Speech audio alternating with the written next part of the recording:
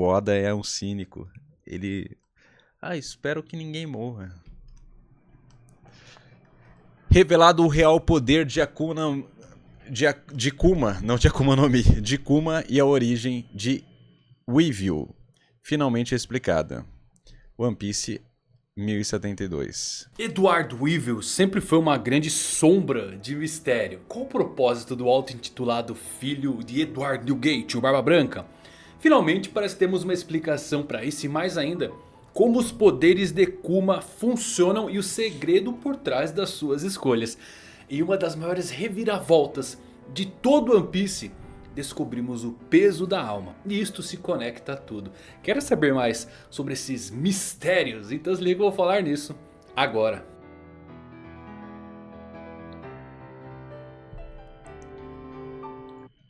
Pô, se a fruta da pata consegue tirar, por causa do peso, sentimentos, sensações e tal, imagina se existiu algum usuário inicial que tinha o poder de tirar o desejo das pessoas e transformar em fruto. Esse era o rolê. O cara, ele pegava o desejo que a pessoa tinha e aquele desejo se tornava um fruto. Enfim, o que eu tô falando? Vamos dar play.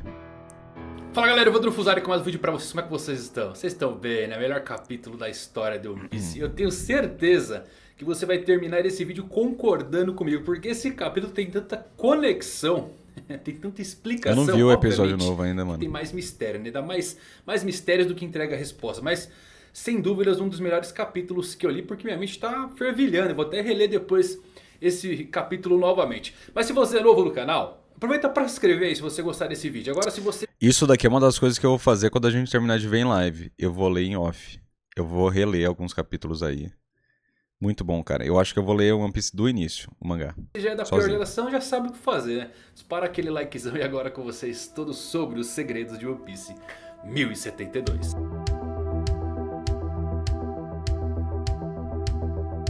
Então vamos lá, pior geração, vamos começar aqui com a nossa história de capa, que tá muito importante, né? Continua muito boa porque ela vem se conectando diretamente com o presente da trama. Temos os integrantes dos Mads fazendo uma produção em massa de armas letais. Vemos o Queen preparando o vírus, o Judge fazendo sua lança e até o Caesar segurando o que parece ser uma Akuma no Mi. O Vegapunk e aquela mulher misteriosa não aparecem nesta história de capa. Tudo aqui indica que parece que algum tempo já se passou desde a última capa, a primeira que vemos os Mads reunidos, porque eles...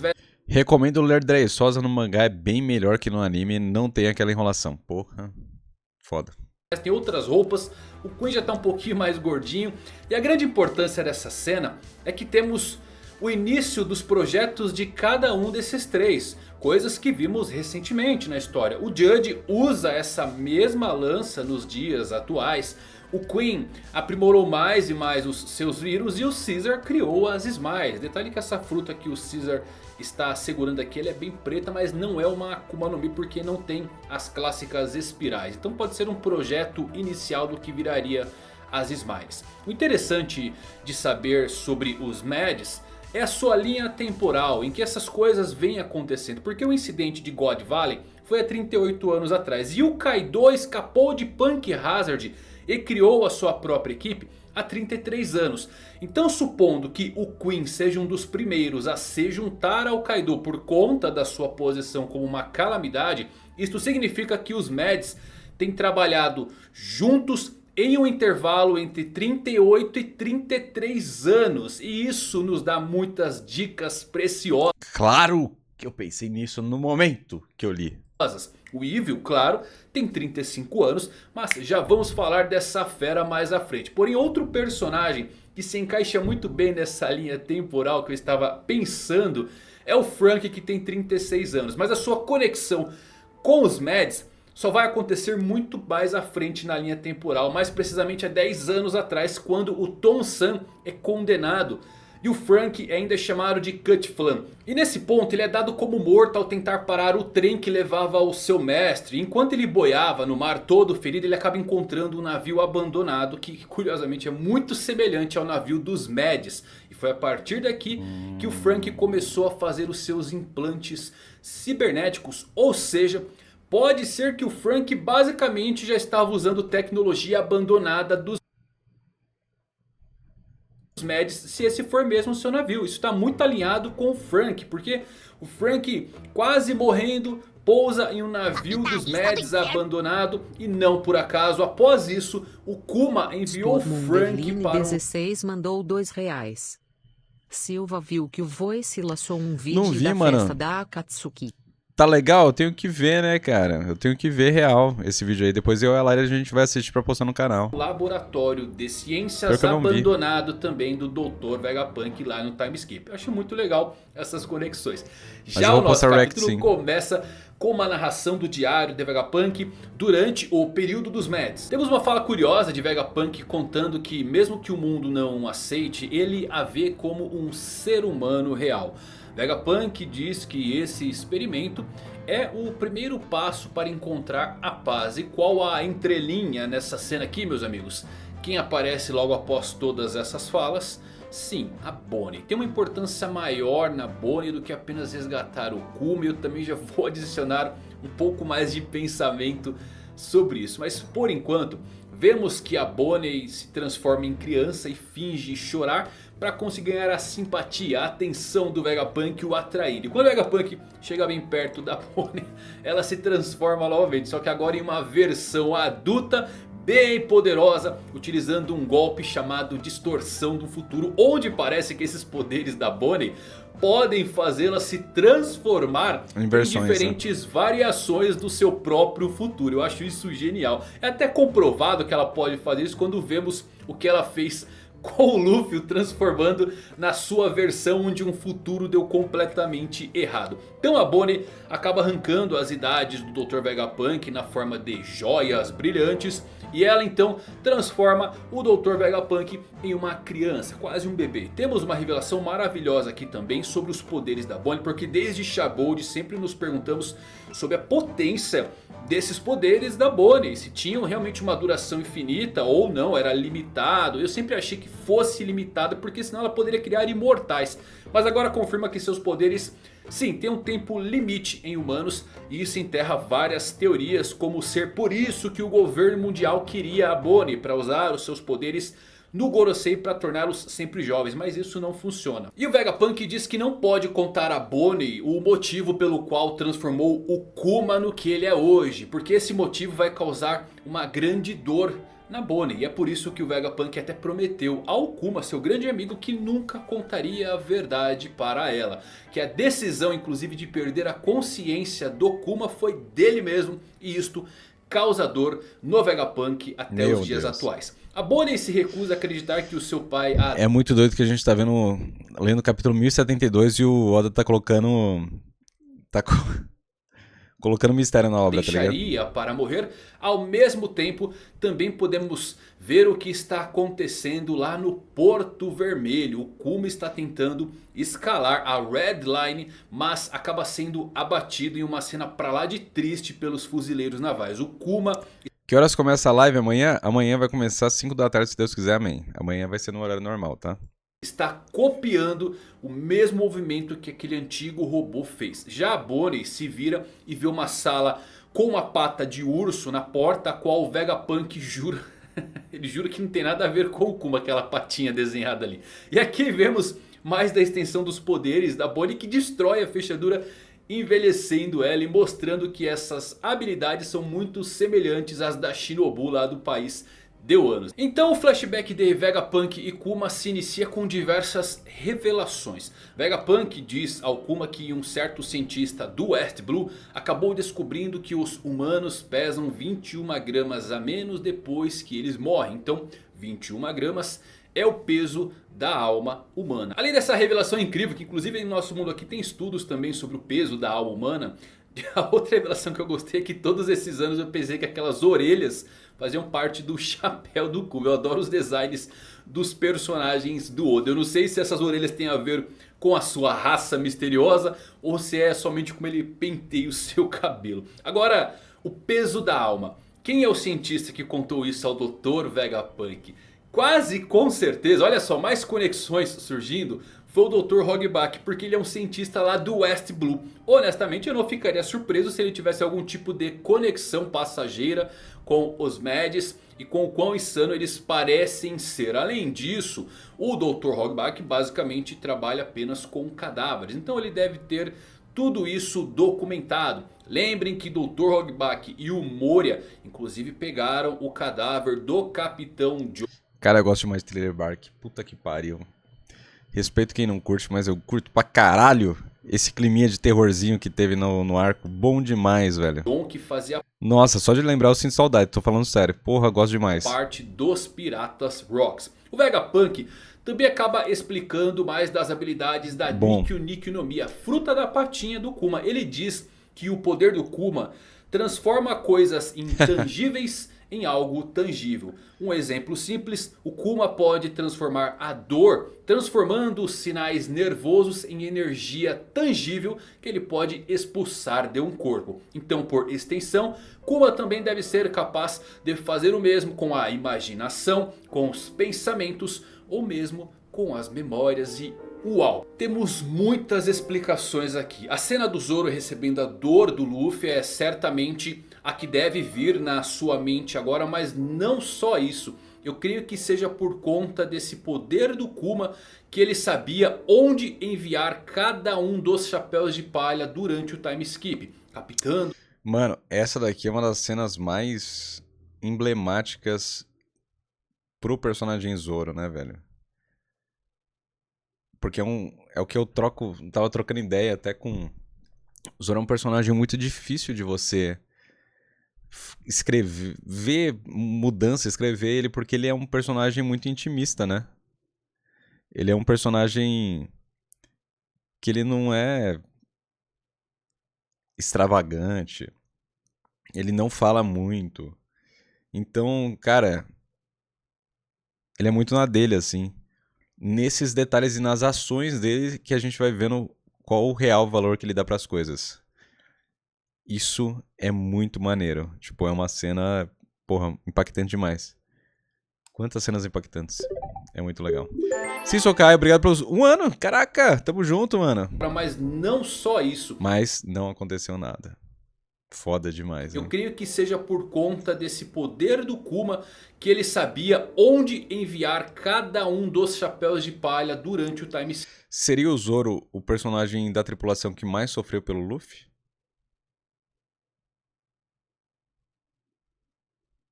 Eu acho que sim. Captando o sinal nervoso e convertendo em energia tangível. O Kuma descobriu o que combinava perfeitamente com cada um dos chapéus de palha para que eles pudessem treinar e ficarem mais e mais poderosos. Outra coisa, legal, o né, poder do Kuma transforma coisas intangíveis em coisas tangíveis. Desejos são intangíveis, mas as frutas são tangíveis. Opa! Eu estou querendo saber se o poder do Kuma é como o Dr. Vegapunk transferiu poderes de frutas para objetos. Eu falei isso antes! Que bom que tá gravado! Eu e Mangaque fazendo teorias iguais. Ai, meu Deus, meu QI está subindo. Meu QI está subindo. Eu fiz uma teoria que o Mangaque concorda. Porra, foda! Porque isso faz muito sentido. Só vimos Zoans sendo transferidos e a explicação para isso seria a consciência do animal que iria permitir a sua transformação. Você precisa de um animal senciente que possa ouvir o comando de um humano, um cachorro, um elefante e com isso ativar os poderes quando necessário. Então o Kuma pode ser a chave para dar as... É, pior que eu não falei isso não. Eu falei outra coisa. Mas tá quase lá. Minha teoria é quase essa daqui. Vai, quase. Não é essa. Mas isso daqui resolve bem as coisas. Tá. Uma aqui, pô, quase. Frutas do diabo, objetos inanimados. Falei pra mas vocês, tá aqui, minha ó. cabeça ainda tá fervendo com tanta informação. Mas tá bem, aqui, ó. O Vegapunk quer que o Kuma tente então trazer à tona suas próprias memórias. Porque ele quer saber o peso e o tamanho de uma memória. Mas a minha foi perto. Quer dizer, a minha é uma boa teoria também. Tá dentro do pacote? Tá dentro do pacote. Seria interessante? Seria legal. Uma pessoa com o poder de transformar as emoções, os desejos das pessoas em frutas. É uma boa, não é uma ruim. Eu consigo ver o Oda fazendo isso, vai, né? Corre, tá ali, né? Humana. O Kuma não quer fazer isso porque ele acha extremamente embaraçoso, mas o Vegapunk implora ao seu amigo pelo bem da ciência. De volta ao presente, vemos que sim, o Kuma realmente acabou tirando suas memórias e tornando em algo tangível. A Bonnie entra na sala com a pata do urso na porta e se depara com essa energia em forma de pata do seu pai. Ela caminha em direção a ele e olha só, galera, se o Kuma pode realmente deixar memórias desse jeito, e se em Laugh Tale os piratas Rod acabaram tocando uma bolha de memórias de Joy Boy que acabou sendo extraída utilizando a Nikki Nikki no 1800 anos atrás. É por isso que todos riram. Sabemos que Nika tem essa capacidade de fazer todos rirem. E eu estou achando todas essas informações simplesmente fascinantes. Puta que pariu, One Piece é um flashback mesmo. Eles vão tocar e vai começar o flashback. One Piece é o flashback. One Piece é o flashback. One Piece é o flashback. Eu falava isso já. Caralho, foda. Acertei. Espero que sim. Ou, ia ser foda, ia ser hype. Assim, não me importa se essa teoria tá certa ou se tá errada. Eu hypo. Se for isso, massa pra caralho. Muito foda. Se for isso, vai ser porque o Oda sabe fazer flashback. Se for isso, vai ser um dos melhores finais da história. Pensem nas possibilidades de uso aqui no presente da história. Não, com certeza vai ter tesouro, vai ter mais coisas. Óbvio que vai ter coisas ali pra rechear. One Piece eu não acho que vai ser uma coisa só. Vai ter coisas ali. Mas que vai ter o flashback. Isso daí vai ter. Kuma pode pegar e dar memórias ao mundo. E esse é o maior trunfo dos revolucionários. Isso aqui pode ser a chave para começar a guerra final contra a Insama e o governo mundial. Porque o Kuma, Vegapunk e o Dragon podem transmitir as memórias do século perdido ao redor do mundo. E fazer todo mundo se lembrar de quem foi Nika, Deus do Sol. Obviamente que temos toda essa empolgação, mas também temos essa parte triste. Porque temos uma revelação de por que o Kuma ele é tão robótico, inclusive quando ele surge. Porque ele na verdade perdeu a sua personalidade quando retirou as suas memórias. O Kuma já caminha para ser o personagem mais legal e trágico de toda a série de One Piece. Com certeza. Fechamos essa parte com a Bonnie querendo descobrir a real dor de Kuma e tenta tocar a patinha flutuante. Já no laboratório temos o Zoro versus Kaku que continua a luta. O Kaku está usando sua forma que parece ser desperta. Será que o Hack gostou? É bem semelhante à do Rob Lute, mas o Zoro domina o Kaku completamente e o derruba no chão facilmente. Enquanto o Brook protege o Sunny de qualquer ataque que tentem fazer. E caramba galera, girafa desperta, estamos realmente no fim do jogo. Eu acho que é assim que as girafas eram antigamente. O Zorão, bruto como sempre, tancou 2 Yonkous, então uma girafa não serve nem para aquecer os seus músculos. Só que de repente acaba sendo revelado também que os 4 serafins eles chegaram ao laboratório apesar de não receberem nenhuma ordem. Ficamos sabendo que a personalidade de Sim, Laísa, o Hack não gostou da origem das frutas? Pô, eu tenho que chamar o Hack pra um podcast, cara, pra uma tier list aqui. Coitado, o Hack não vai gostar do final do One Piece. Eu tô sentindo isso, o Hack vai ser um hater. Ele não vai curtir.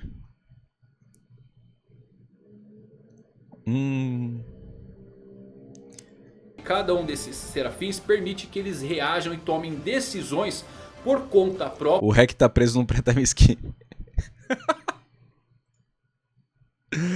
Ele é muito bom, cara. O Hack é muito bom, de verdade. Para se adaptar à situação de batalha. Então eles vieram para o laboratório para ajudar a CP0 sozinho. Só que no entanto, isso não é bom para CP0, já que o Vegapunk está próximo e ainda detém autoridade superior a eles. Inclusive Edson e Lilith correm para tentar recuperar os serafins.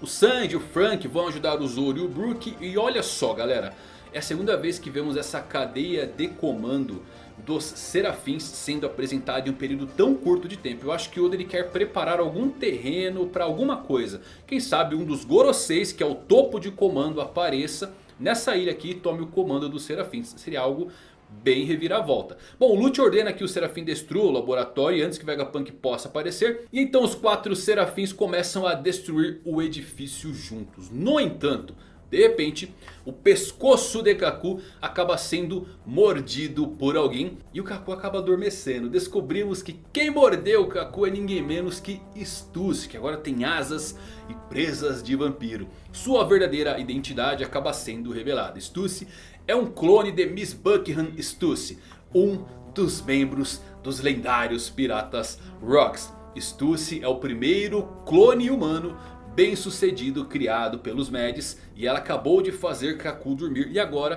precisa que o Lute durma também. E uau, vamos lá, se segura aí porque tem muita informação acontecendo aqui. Acho que acertamos mais algumas teorias aí, mas primeiro de tudo, olhem a genialidade do Oda. Porque a Stussy, quando foi apresentada lá em Holy Cake, acabou lhe sendo oferecido ali um suco feito pela...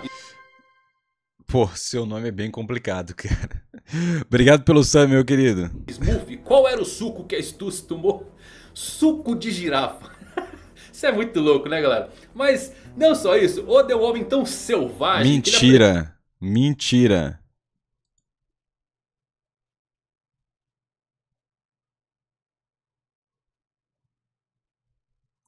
Nem fudendo.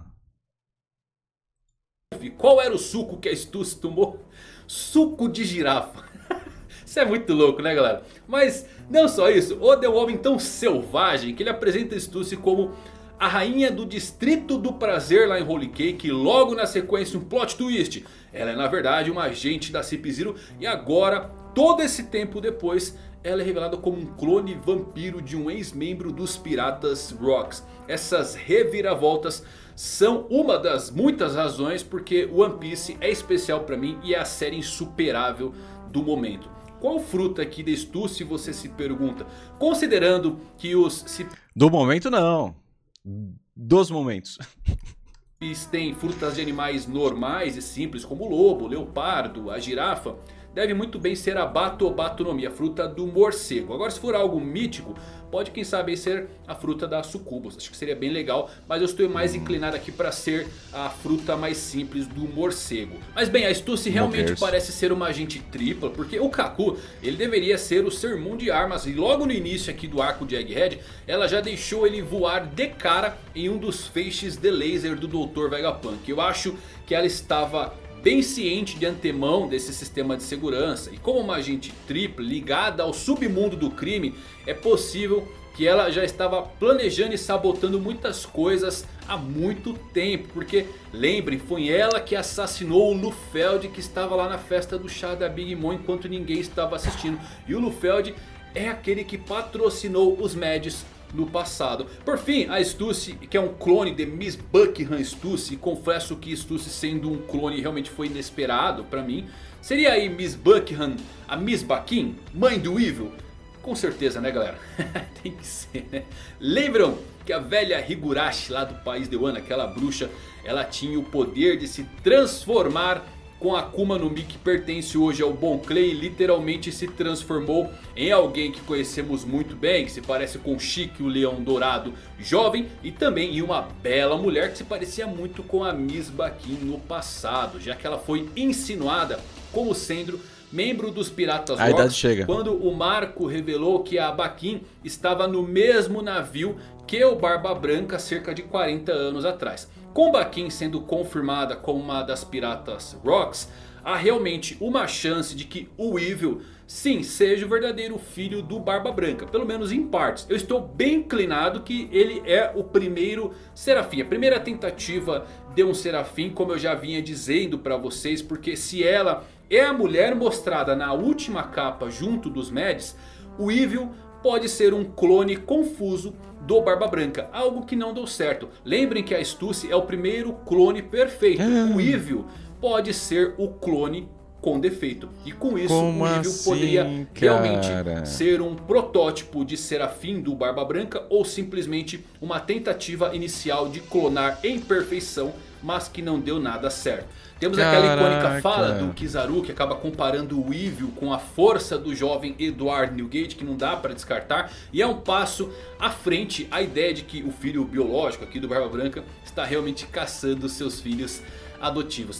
O Sinsou Salada falou, pra mim tava óbvio isso. Claro, pra mim também. Eu fiquei impressionado que é só personagem, mano, pra deixar o vídeo mais interessante. Pra mim é óbvio isso daqui. Isso daqui pra mim é, porra, nada a ver. Então eu acho que Miss Baquin foi sim o 5º membro dos Mad. Quando eu vi ele pela primeira vez, eu falei, clone. Primeira coisa que eu falei, tá gravado, pô. Tá gravado. Primeira coisa que eu falei é, olha lá, clone, olha lá. Zekro é clone. Porra, óbvio, né? Mads após a dissolução dos Rocks, e ela foi clonada em perfeição, só que ela saiu dos Mads e não foi capaz de criar bons clones sem o Vegapunk, e isso bate perfeitamente com a linha temporal, porque o Weevil tem 35 anos. Talvez o Weevil seja o clone do seu amado Barba Branca, por não ter o amor correspondido, e ela fez o seu filho com Edward, e creio que é assim que a Stussy sabia sobre a ilha de Egghead. Ela nasceu nessa ilha. Outra coisa, se isso significa que a Stussy foi quem o Vegapunk chamou para pedir ajuda, é a pessoa misteriosa no telefone, isso até faz muito sentido, já que ela colocou o Kaku para dormir e também quer derrubar o Lute agora. Porém, a pessoa misteriosa, ela fala em um dialeto japonês muito educado. É bem semelhante ao modo como o Fujitora conversa. E uma cena antes da ligação, a Stussy, ela estava com a Cip-Zero, o que torna difícil ela atender um telefone, né? Porque quando o Vegapunk fez a ligação, a pessoa também estava se escondendo do governo mundial em Egghead. Então acho que não é a pessoa no telefone a Stussy, pode ser uma outra pessoa nova. Isso só deixa os motivos da Stussy obviamente mais escuros, se for o caso de por que ela derrubou o Kaku e quer fazer isso com o Lute. E com essas bombas, depois de tudo isso, eu começo a pensar que a Bonnie, galera, também é um clone que eles criaram. Especialmente porque o capítulo começa com essa fala do Vegapunk dizendo que mesmo que o mundo não aceite, ele a vê como um ser humano real. Pode ser a Stussy? Pode. Só que o Vegapunk disse que este experimento será o primeiro passo para a paz. E logo na sequência nós vemos a Bonnie no chão. Não é exagero dizer então que a Bonnie que conhecemos hoje pode ser um clone da Bonnie original. Que pode isso, ou não cara? ter morrido. E portanto o Kuma pediu o Vegapunk a clonar, mudando sua memória para ela não saber que é um clone. Pois quando o Jinbei inclusive mencionou a infâmia do Kuma como um tirano, a Bonnie parecia ter muitas queixas legítimas com essa associação, como se ela não soubesse desse passado. Isto podem ser memórias que foram removidas dela. Temos aquele momento também em que ela se parece exatamente com a rainha do reino de Sorbet, presumindo que essa rainha seria a esposa do Kuma. Também pode ser uma dica, que pode estar indo aqui na direção de ela ser realmente um clone. Porque se o Weevil é um clone aí do amado da Baquin, por que a Bonnie não poderia ser um clone perfeito da amada do Kuma? Então eu acho que é... É o que eu falo, cara. Mesmo sendo a teoria não sendo essa, a teoria é legal. É legal. Tipo assim, mesmo se não for, é maneiro. É maneiro, é legal, é legal. Pode não ser, mas ficou legal, ficou boa. É um prenúncio, e tanto ainda mais quando você pega aqui Stussy e Bonnie estão familiarizados com a ilha de Egghead. Fora que o narrador falar sobre clones e no próximo painel eles mostrarem Bonnie, não pode ser por nada. E é isso, meus amigos. Pô, bom demais, hein? Eu amo essas análises aqui, likezão não tem como. Só não vou me inscrever ainda porque eu não cheguei nos semanais e não quero spoiler. Bom demais, cara, maneiro.